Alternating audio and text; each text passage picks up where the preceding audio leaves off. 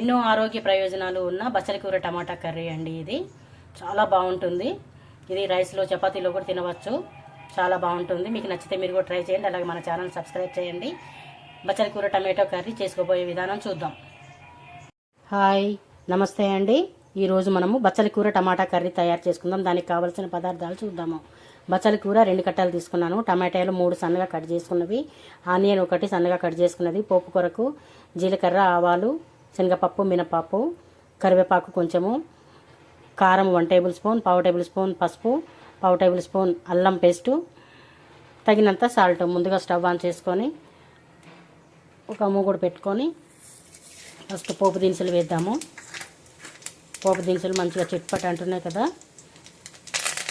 కరివేపాకు కూడా వేద్దాము. కరివేపాకు కూడా చిట్పట్ అనేది కదా.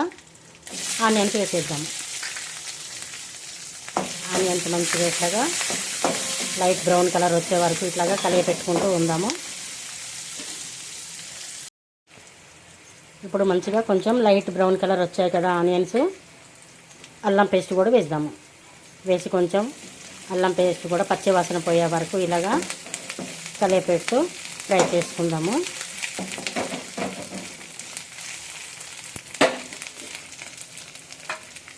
ఇప్పుడు టమాటో వేద్దాము. టమాటో కొంచెం మగ్గిన తర్వాత కలియపెట్టేసుకొని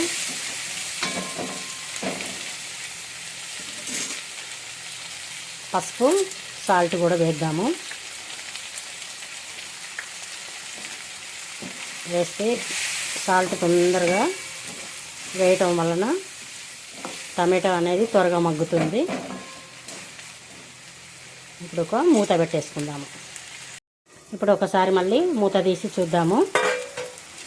వావ్, చూడండి టమాటో సూపర్గా మగ్గింది. ఇప్పుడు మనము ఈ బచ్చలి కూరను వేసేసుకుందాము. వేసి మంచిగా ఇలాగా కలియపెట్టేసి,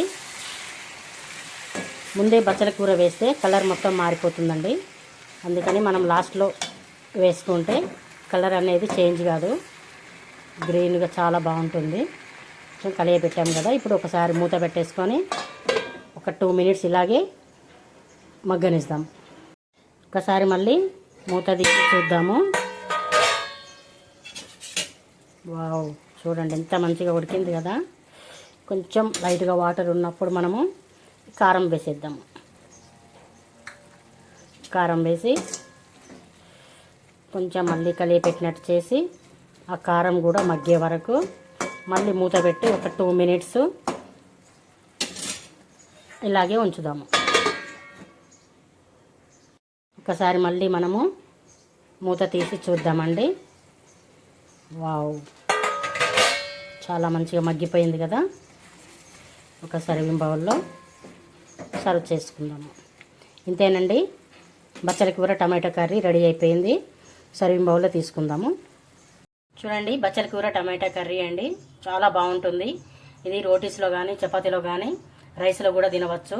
చాలా బాగుంటుంది. మీకు నచ్చితే మీరు కూడా ట్రై చేయండి. అలాగే మన ఛానల్ సబ్స్క్రైబ్ చేయండి, లైక్ చేయండి, కామెంట్ బాక్స్లో కామెంట్స్ పెట్టండి. Thank you.